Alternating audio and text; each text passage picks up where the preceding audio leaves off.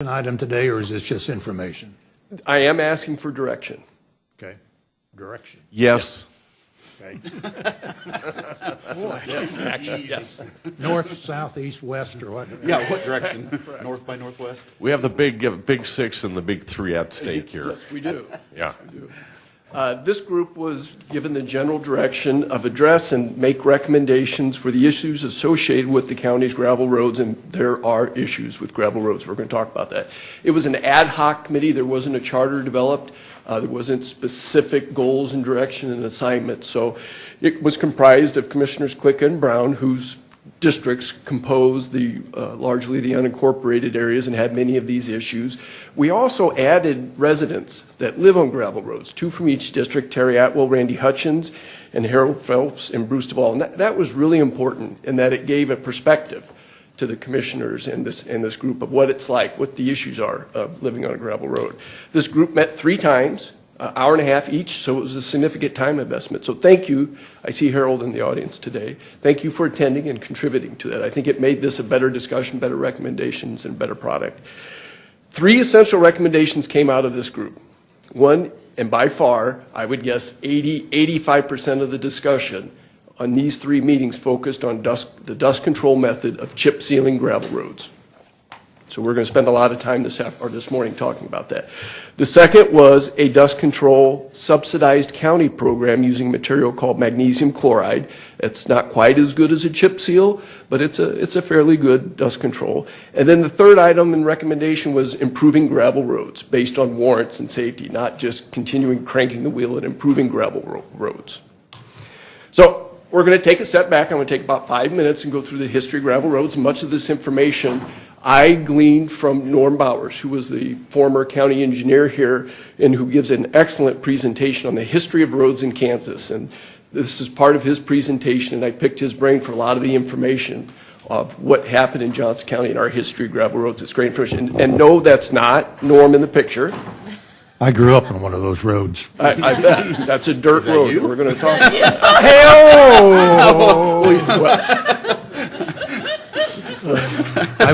Do you notice I'm kind of keeping quiet on that moment? That's what it looks like now to get out of a pothole. I'm sorry. Yeah, that was this winter. Okay, so dirt roads, 1850s. The county surveyed back in the 1850s mile section line increments, grids, and that allowed the dedication of land to the homesteaders. What they did when they wanted to get their crops to market is they realized they need roads, and so they did what seems logical, is they would dedicate on the section line, the property line. Each would give up 20 feet, 40-foot total dedication to build a dirt road. That was used for wagon travel. 40-foot of right-of-way at that time to crown up a little dirt and put a little ditch next to it was more than appropriate, and that was used for local travel. There weren't roads that connected the cities or the interstate system was in existence that used trains. If you wanted to get to Chicago, you would take a trail into Kansas City, hop on a train, and go to Chicago if that's where you wanted to go. So because of that, the counties and the townships built the roads. The state had no involvement. The adjacent property owners were actually responsible for the maintenance of these roads, and that was really surprising. Here's an advertisement that Norm found selling a split log drag, an implement that the farmers would use to drag behind and keep their dirt roads in good shape. Here's a snapshot of our current situation. We've highlighted in blue just so you can get an idea of the volume of gravel roads, and you can see there's still a significant chunk of gravel roads in the county, 135 miles. There are 90 in District 6 and 40 in District 3, and Commissioner Ashcraft, you have just a few miles in your district. District 6 doesn't need as many as District 3 because the cows and stuff are still comfortable with the dirt roads way out in the far west. The sheep that roam. Yes. Mr. Chairman, if you heard some of the conversations going back and forth. Well, let's talk about gravel roads because they are a unique animal, and Commissioners Brown and Well Glick put. can attest to it. So again, we have 135 miles of arterial gravel roads. There are 7 miles still in the county of local subdivision roads, and it's been well precedented and documented how we handle the improvement of those, and that's through benefit district. You might recall we approved the Redbird Lane benefit district just this year. In the summer, it will be paved. Gravel road issues. The main issue in the summer is dust. That's by far the complaint we get. They are dusty. I grew up on a gravel road, and my mom hated them. You know, it makes everything dusty. Inside the house, outside, your cars, your dog, everybody gets dusty. That's a huge issue. We also in the summer have a hard time maintaining the surface. It's so dry, you can't really blade the road and get it back in shape. It ruts, it develops potholes and washboards. In the fall, it rains and they turn to mud. Then in the winter, and this was one of the worst winters, and it was a great example of what a gravel road goes through, you can't plow a gravel road. The snow has to get 3-4 inches deep, and then we can float a blade above the surface. You don't want to damage the surface, and scrape off enough snow that a person can get through. But then they become hard packed, and they stay there until it melts. We had unique situations where it would rain and freeze on top of that snowpack, and they literally are ice rinks. And there's very little we can do. You can't salt a gravel road. It's ineffective. So they just suffer through the winter in those conditions. But don't worry, in the spring it'll rain, and they'll thaw and they'll turn to mud again. And then they dry out and turn back to dust. So living on a gravel road is a difficult issue. You're dealing with dusty, muddy cars all the time. So gravel roads, they have their use. They're inexpensive. They're great for low volume, generally less than 400 ADT. We spend on each mile segment, on average, we budget $8,000 every 4 years. And that's because on a 4-year cycle, we're typically re-rocking. Then in the spring and the fall, we reshape them into shape, and that's about it. So they don't take a lot of expense or a lot of man hours. To improve them, though, it costs about 1.2 and I'd say even up to 1.5 million to improve a mile segment. So they're expensive to improve. They have that narrow right-of-way. You have to buy right-of-way. You have to move utilities. You have to develop a ditch section. You have to rework that base, and then you can put asphalt on top of it.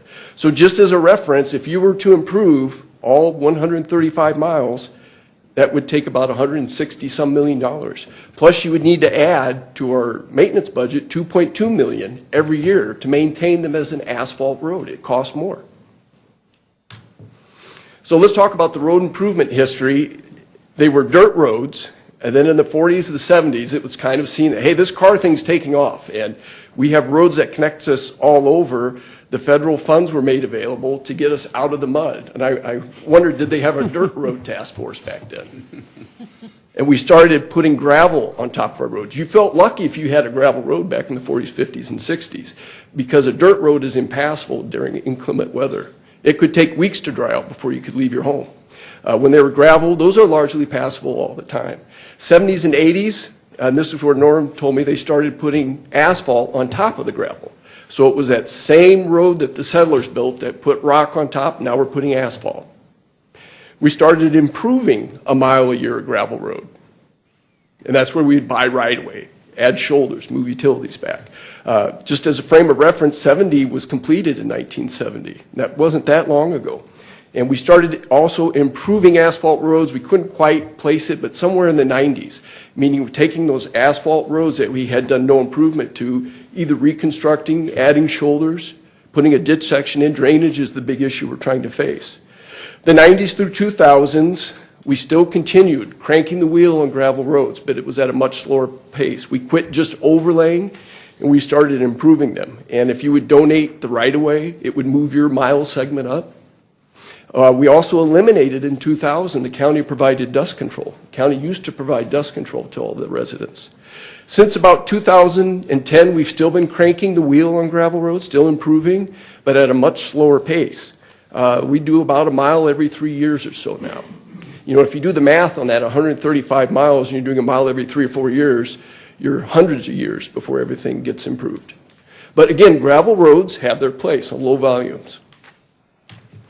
Okay, let's talk about the funds we have available. We have about $4 million a year to do improvements to our roads and bridges. $2 million of that comes from the county. That's our CIP, general revenues. And then the federal fund exchange is very important to us. We use that to do improvements. And we also, from time to time, have federal and state funding that we can take advantage of. Every year we use that money to do these improvements. About $2, sometimes $3 million goes to these asphalt road improvements. We still spend about $1 million or so a year on doing bridges and culverts, which leaves $500,000 for miscellaneous improvements. Doing safety projects, guardrails, stormwater projects, storm sewer, and then taking these gravel roads to asphalt. So there is not a lot of money in our budget to do gravel road improvements, and that means putting asphalt on them. And I want to emphasize the importance of our current vision of improving our asphalt roads. The top left, that's a school bus on one of our unimproved county roads. It looks fine, but what we see is that edge drop-off, and that's the number one issue we're trying to address. A car gets its tire off, and it's very unlikely you're going to recover, and you're most likely going to have a severe crash. I also see utilities and trees right next to the road. There's no good drainage system developed there. You contrast that with the picture in the lower right. This is next to the new park on Milldale Park on 199th Street. We put shoulders on. We added a ditch section to take care of drainage. Trees, fences, utilities have been moved away. A person can leave the roadway and recover without having to have a severe accident. So that's where our focus is. And here's just a quick long-range look ahead at the next 25 years. Those blue lines are future projects that we see. 199th Street, Mission Road, next to the Overland Park. Thousands of vehicles are going to be on there. We need to do improvements. You've heard us discuss Heritage Park, and the roads adjacent to that need improvement. We still need an improved connection in the northwest Kill Creek area. And then the little oblong circle is the Kansas River Bridge there in DeSoto. That's coming due. 75 years old. In the next 25 years, that's more than likely going to be replaced. That's $70 million in today's dollars. That money that we have that we're spending on improvements is spoken for. Okay, I'm going to start with the softball, and that was the third recommendation, which is let's switch to a program where we improve gravel roads when they're warranted. And there wasn't a lot of discussion on that. It quickly moved to, okay, I get stop improving gravel roads and spending 1.2, 1.5 million on them, but give us chip seal. Do something with that surface. This table was very telling. And what we did is we broke out the asphalt and gravel roads you see on the left by traffic volume. So the first column is 0 to 50 cars a day. The asphalt roads, we have 3 1 mile segments in that range of traffic. Gravel roads, we have 41 mile segments that have 0 to 50. The next column shows 51 to 100 vehicles per day. We have 4 miles of asphalt segments, 1 mile segments. We have 50 1 mile segments of gravel roads. So in the analysis of that, when we looked at it, 96% of our gravel roads actually have less than 200 vehicles a day. And 23% of our asphalt roads are less than what we consider that guideline of when you should do an improvement, that are less than 400. So when we ask the question, have we improved enough gravel roads and put asphalt on them? Then yes. Yes, and we should stop just improving them and start improving them when they're warranted. And again, the group recommended that, and they felt fine with that, but with the thought that some type of relief could be provided to the gravel roads, and that's chip seal. Okay, so let's talk about chip seal. They recommended chip sealing. They could reach no consensus on it. We talked about the cost. To construct a chip sealed gravel road is $150,000 to $200,000. You apply a couple layers of oil and chips. You do that for a couple years. And then in maintenance, about every 4 years, you need to re-chip that. The pros of this type of surface, it is excellent dust control. It's the Cadillac. It's the best there is. It eliminates 100% the dust issue. It also is excellent with the muck, and that's a technical term, that you see in the spring and the fall. Citizen satisfaction is generally good and fair. It's not an improvement. It's still just a surface on a bumpy, lumpy gravel road, but it rides fairly well. And again, those two issues of dust and muck are taken care of. It does have significant cons to it. It is not structural. It's just a surface application to a gravel road. So it doesn't hold up to heavy traffic or especially truck traffic. It breaks up very easily. It is not extremely expensive to maintain, but it is a large drain on man hours. We spend 25% of our time or so on chip sealed gravel roads because they require a lot of maintenance. They do have significant issues in the winter. They go through that freeze-thaw cycle and they break up very easily. And snow plowing and salt tear those roads up as well. They have the narrow right-of-way. There's no ditches, and the water runs down the edge and often creates soft edges that cause the dust control of chip seal to break up even easier. And there's safety issues. People treat these as asphalt roads, and they drive faster even though we post them. People drive what they feel comfortable with, not what's posted. And we still have the roadside obstacles that they're immediately adjacent. And I'll show you a couple pictures here just to give a little thought there behind it. Here's a chip sealed road this spring. You can see it's breaking up. You can see there's no ditch that can be developed. There's trees right next to it. That darker discoloration is water underneath it. And when that freezes, it breaks that up and that road falls apart. Here's another picture showing it. And here's that discoloration of water underneath. This whole section has blown up and broken away. So they're not a real good maintenance item. It costs money to maintain them. So when I present these things, I just want the board to understand fully what decisions we're making and what they cost and what the issues are we're making. I like the chip seal. My phone doesn't ring as much. People like it, but it's expensive and it has issues.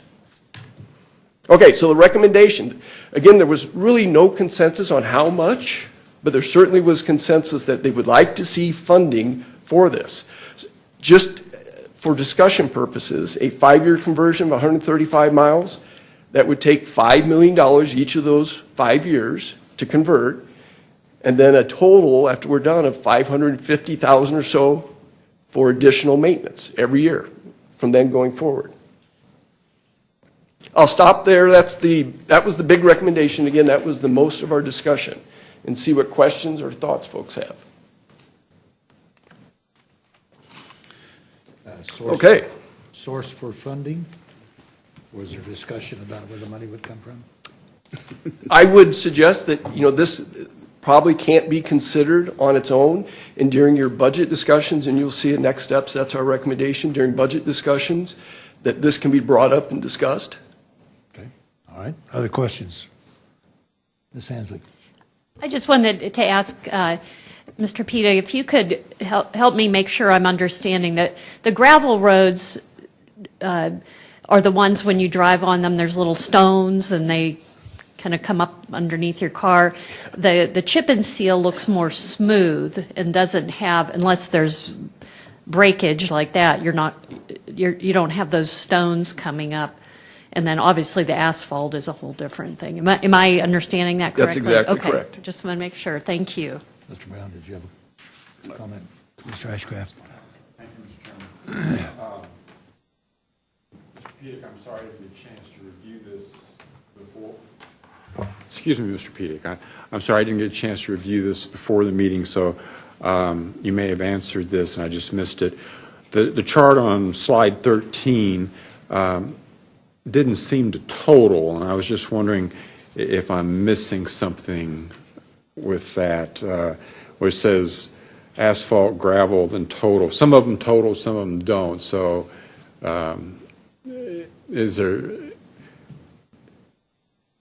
am I missing something? Is there a third type?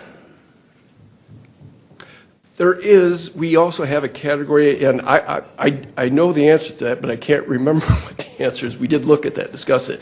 There is a third line called chip-sealed gravel roads that we're discussing. Okay. And I didn't show that. I wanted to show just the gravel. And that would be that enough. delta. So the point is, though, there are some roads that are gravel that are used more heavily than others. If I'm reading this correctly, segment mile average daily traffic, there are a few that are 200 plus. Do you use this type of analysis to then kind of target those that you would like to upgrade from gravel to chip seal or even asphalt? Is that what you use this information to help you do? That's part of the information. Okay. And again, I would suggest going forward, what we're going to do is look at the traffic volume, and when it gets in that range of 400 is when we would look at improvement. When it's warranted, we would improve a gravel road. I was wondering what the demarcation was, so 400 makes sense. 400 is the level that we're going to kind of use, but that's not hard and fast. A lot of times we will improve a gravel road with very little traffic on it.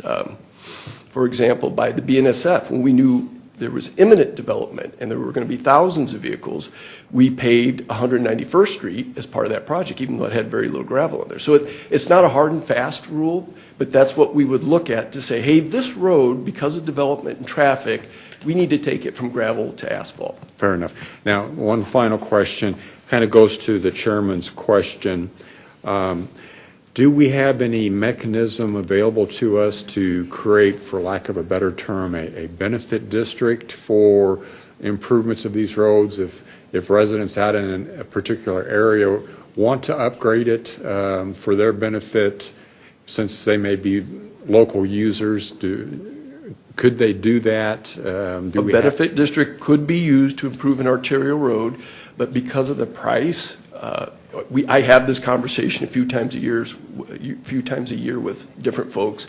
It's just not even reasonable. At 1.2 to 1.5 million, 4 or 5 landowners, they don't want hundreds of thousands of dollars on their tax bill. Fair enough. Thank you. Okay, Mr. Petey, let me understand this. Go back to the 400 vehicles a day or volume traffic per day.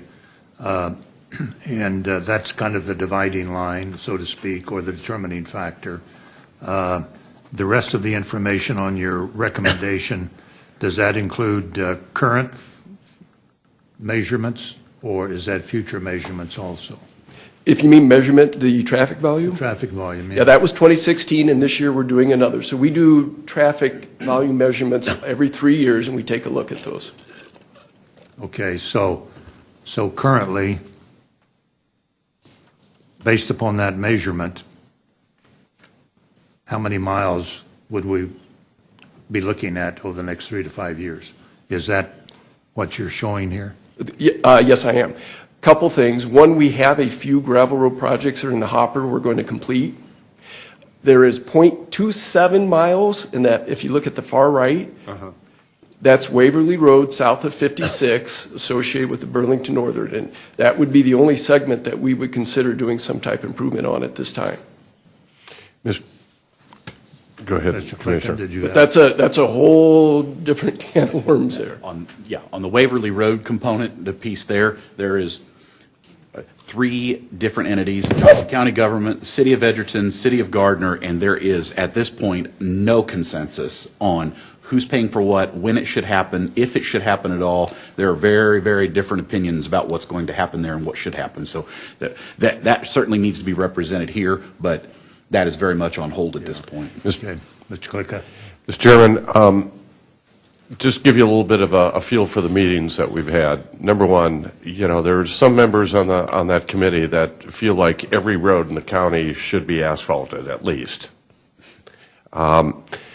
But in reality, we have to remember as a commission that if we're asphalting roads that have less than 50, less than 100, or 150, maintaining those roads, we have to maintain them, and when they're not used, they have additional problems that wear those roads down. So I think the consensus of the committee was pretty well intact here. We took a conservative role, and as you have the numbers up there, there's, 400, Brian, 400 a day. That's where it starts shifting into the asphalt, program. Prior to that, if they're gravel roads, they're going to stick to gravel roads. And I'm just putting it simple. I'm jumping ahead here a little bit, and we want to try to deal on a partnership with our citizens to deal with some dust mitigation. Is that fair enough? Well said. And by far the thought would be to fund chip sealing those gravel roads as for a form of dust control. That was absolutely the recommendation of this group. And I agree, it was there was no consensus as to how many miles should be chip sealed. And again, this just for discussion purposes in your budgets as you deliberate, it costs about $150,000 to $200,000 a mile to put chip seal on a gravel road.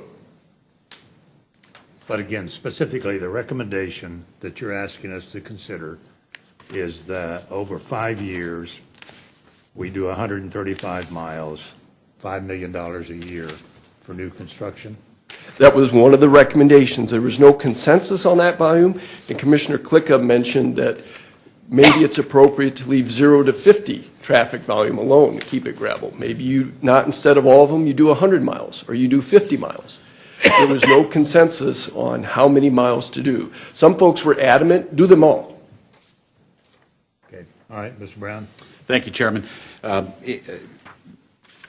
Having sat through several of those meetings, talked with countless number of constituents about gravel road concerns and complaints and pats on the back when we get a harder surface down, I want to point out that there are two critical points to the slide in front of us on the chip seal funding. Chip seal funding does not buy additional right-of-way, correct? Correct. That is putting a harder surface on top of a gravel road.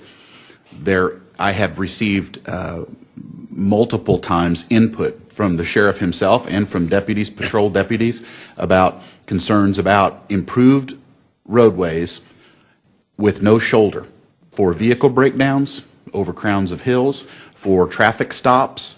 For joyrides. I'm sorry? For joyrides. Or hill jumping in some cases. Yeah. So there are bigger and there are some other considerations that need to go into this overall thought process before we decide to commit and spend money. I think that our sheriff needs to be a part of that conversation too. They're out patrolling those roads, and I think we should hear from him and or his staff, command staff, about what the implications are of moving forward on something like this relative to their general safety and the public. They're the ones that are out there with the public on the roadways. So I recognize that there are folks if you live on a gravel road, specifically on the north side of a east-west gravel road, and there are 400 cycles or more a day on your road, you're buried in dust for a good part of the day. You've got dust everywhere. I get that there are folks in that position. As we looked through this and discussed it, we used a couple of different scenarios for cutoffs about how many cycles, who should be included in this. Should everybody be included? If we did the magnesium chloride as opposed to a hard surface, who pays for that? Does the landowner pay for that? The people that benefit from it? Should it be a shared cost with the county? Should the county pick up the whole tab? I am not in favor of the county picking up the whole tab. But I also had gone to Mr. Pedig with the idea that because as we improve a gravel road and we're looking to go from 40 feet to 80 feet, so we're looking for 20 extra feet on each side for right-of-way, that for the folks who would dedicate that right-of-way, gift it to us, it would come in pieces and parcels and at random, but it would become controlled by the county where we didn't need to go forward at some point in the future and buy that right away from them. It is then maybe to our benefit to consider what the value of that is now, what that would be in the future, and offset that against maybe we do pick up the tab for the mag chloride to dust control in front of their property in the event that they gift that right of way to us.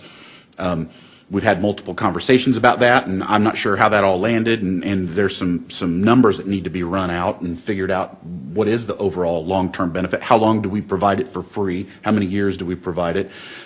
There's still much to be thought about and considered in this overall proposal, but I have heard from a lot of constituents that they're most interested in seeing us moving forward. And I feel like this is a big step forward. Bringing it forward at this level for this discussion is a big step forward. And I'm sure that there are many folks that will be happy that we're even discussing it.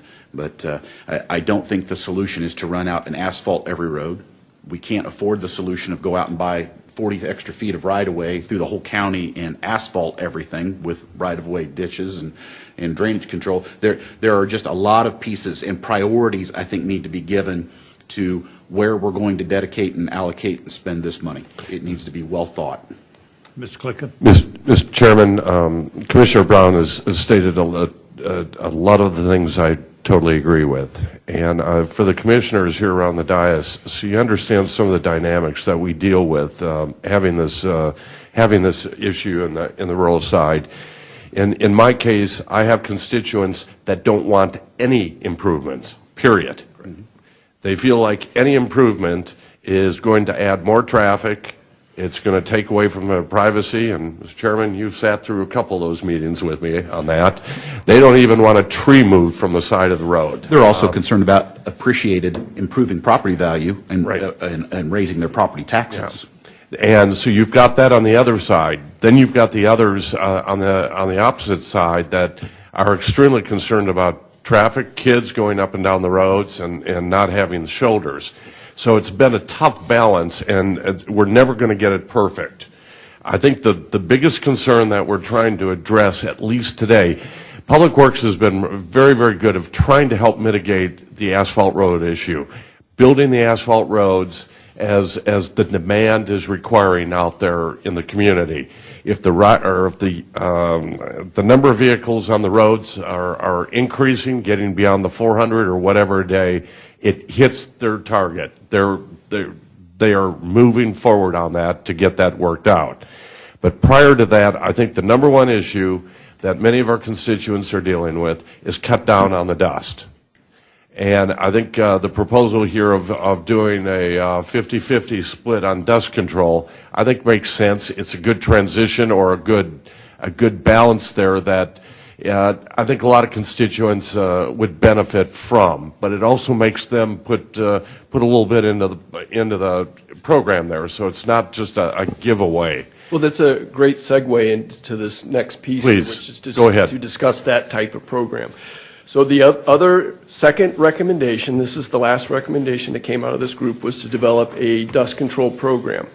And that would be with a magnesium chloride. That's a briny-like solution that you apply to the surface of a gravel road. It still has the look of a gravel road, but dust is significantly reduced. 70 to 80% of the dust is eliminated. We would potentially, and I'll skip to potentially what this program would look like. And again, there was no consensus on how much and to who we should provide this subsidized program, but the thought was, as Commissioner Klicka suggested, a 50% subsidized program. That would be about $600 split between the resident and the county. That applies 400 feet of dust control. And our thought is maybe 100 or so homes might sign up. That would be a cost of about $30,000 to the county. The group, again, didn't reach a consensus on that, but that could be something that the county can offer as a mitigation effort with the gravel roads. Mr. Chair.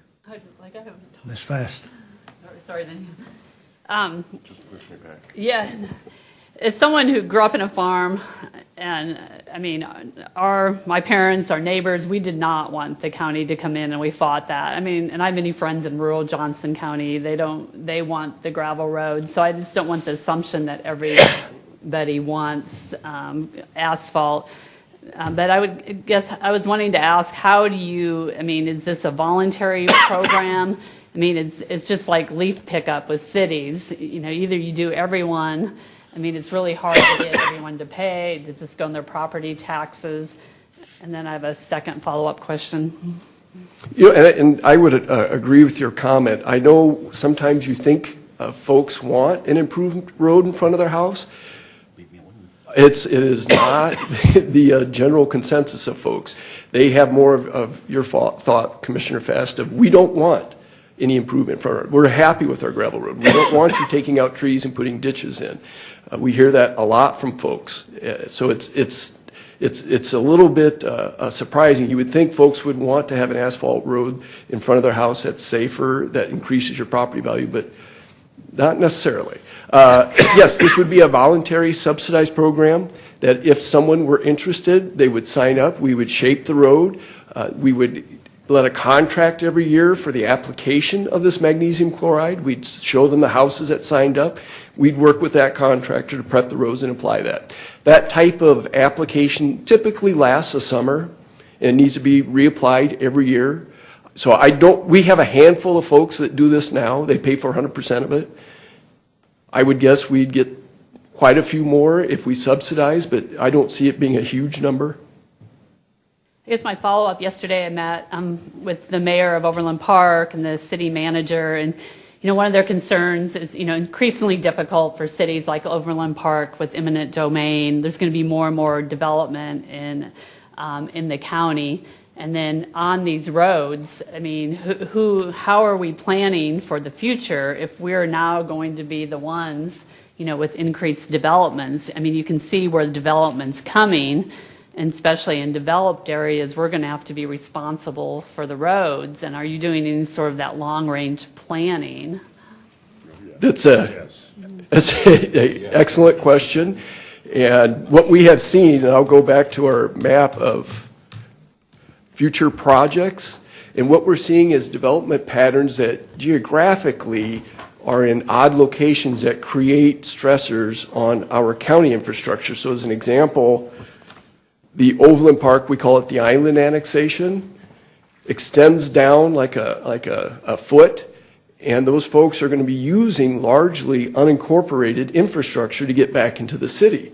It hasn't been this just horizontal development pattern that we'd seen for decades. The Burlington Northern is another great example. It's out in the outskirts of the county and creating stressors again on county infrastructure, 199th Street, that we're having to improve. I think there are really two parts to that. One is the boundary line roads where the city might be on one side, we're on the other. And then you've got some examples here where it's Yes. total county. Mission Road would be one of those, I Yes. think. And a great example of that, Commissioner Eilert, Chair Eilert, is Heritage Park, where it's a boundary. Right. And it will always be a boundary. So there are a couple situations there that we have these development issues. So we've gone through one of those Metcalf south of 159th where, In front of Blue Valley High. yeah, yeah. So, Mr. Ashcraft, did you? Thank you, Mr. Chairman. Mr. Pedic, if I understand your metrics correctly, I think your approach is sound, and I commend you for that. So, and I also wanted to thank Mr. Brown for his kind of summary of the discussions. It helps me understand what went on, and I think your summary was a fair one. But to the point of the dust control program with whatever that chemical was, you talked about 50% subsidy, 100 homes, about $30,000.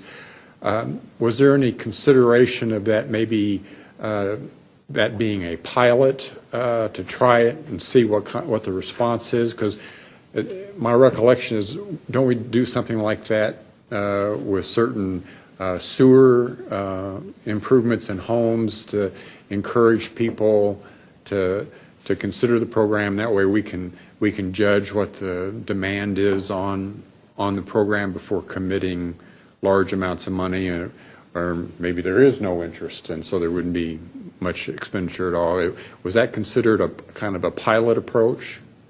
I think the thought was this would be an ongoing approach for years to come. We could certainly say we're going to offer it for 1 year to try it and see how many folks sign up and see what the view of it was from the citizens and the board. Because arguably it could be overwhelming. All respect to Ms. Fast, she's probably right, but until you have some sense, those that are currently doing it probably would say, oh, well, get the county to pay for some of it now. They would probably sign on quickly, but Correct. But how many is that out of 100? And is there that much demand? And would it have an appreciable effect on dust?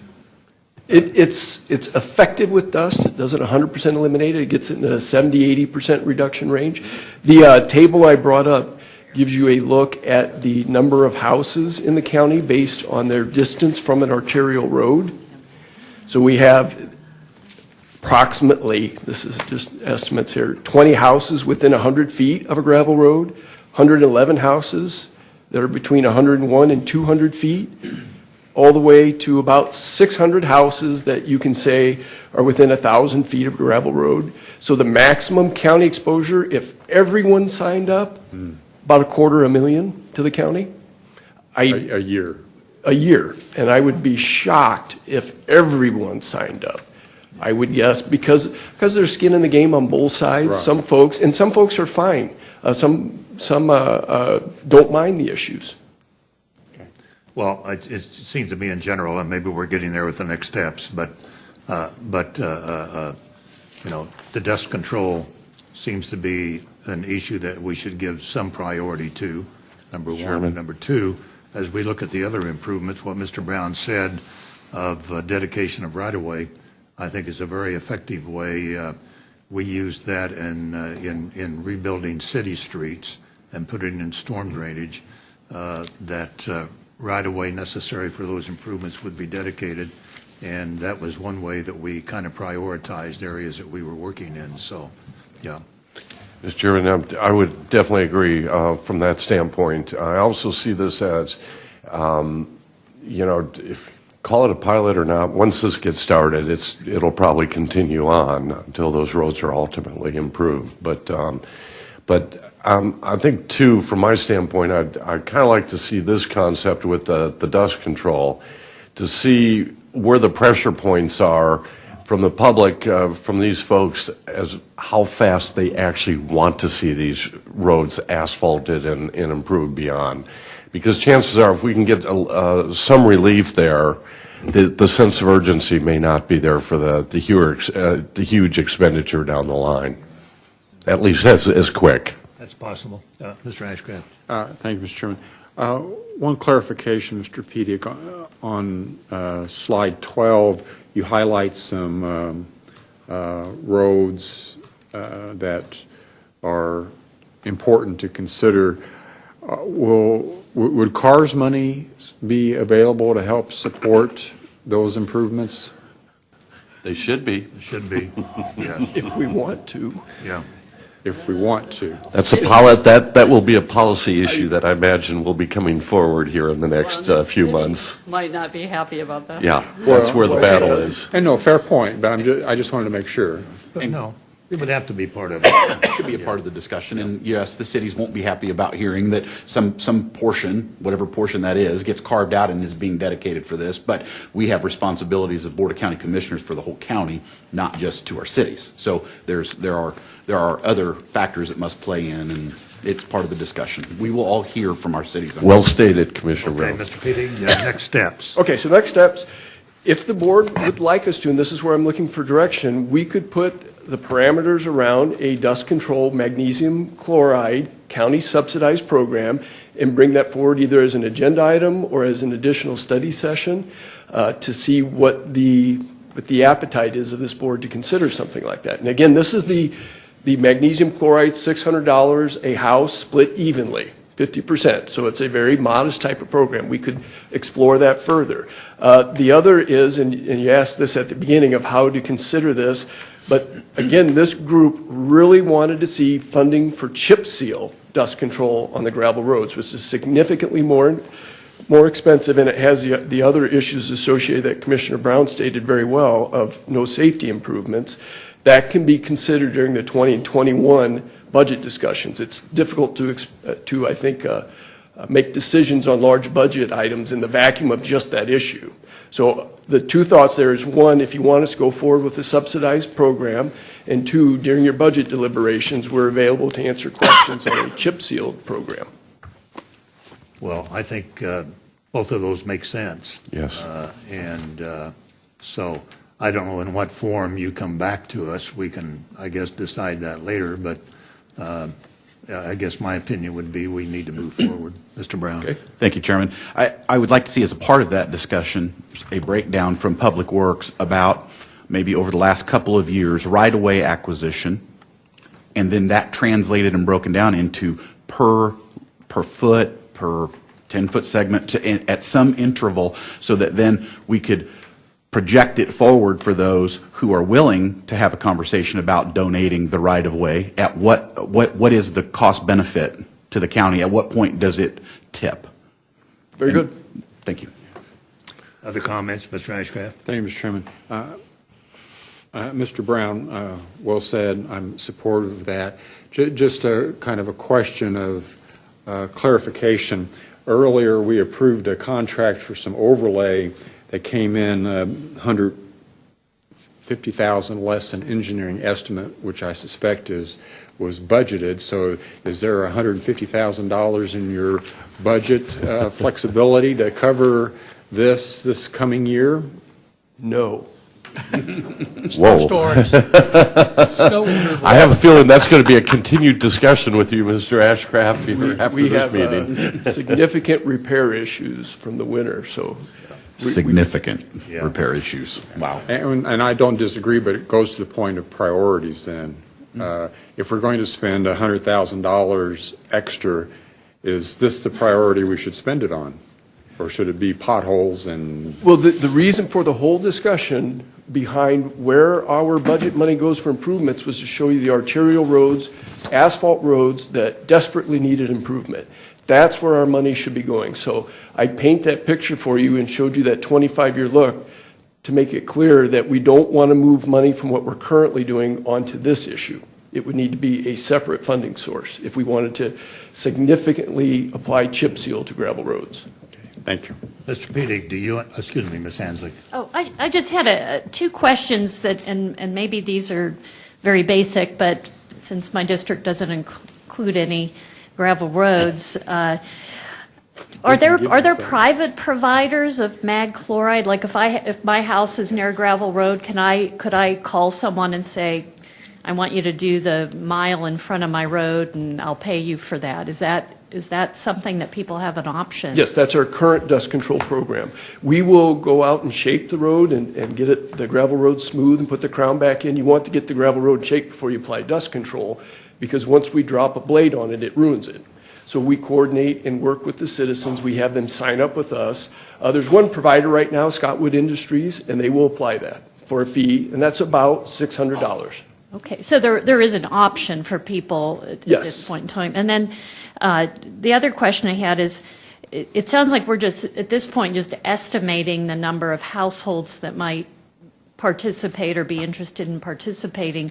I just wonder if there's a way to get a better sense, a survey or something, that if this option were available, would you have any interest? Or We could put something out, we've talked about that, a feeler, just say how many folks might be interested in it and see, but that would be non-committal, and of course, it could vary wildly even from that.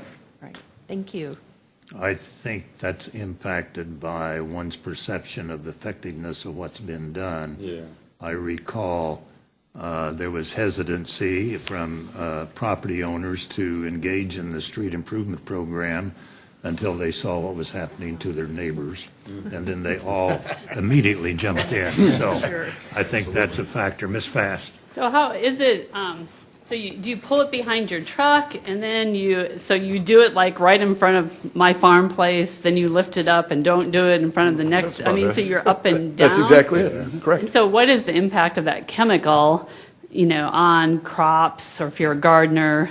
I mean, if it just I guess that would be a concern of some Makes people. your hair fall out, right, Mr. You know, Brown? that's a good point. Now, this is effectively applied and it stays on the road. There's sprayers that are just a few inches above the road that spray directly onto that gravel, and it soaks in. We wet the road right prior to the application, and that magnesium chloride soaks into the road so it doesn't overspray. It's pretty accurate. But you do bring up an interesting issue, which is salt, and all the salt we use in the winter. That's obviously difficult on our streams and our aquatic life. Okay, Mr. Pedig, one last question. Do you understand the direction that's been given?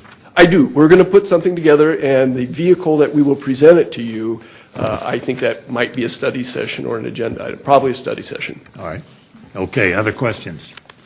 Mr. Brown? One more comment. I can't remember which commissioner made the comment, but we as the county do not encourage our citizens to go out and apply things to the roadway, public right-of-way. We're not encouraging that.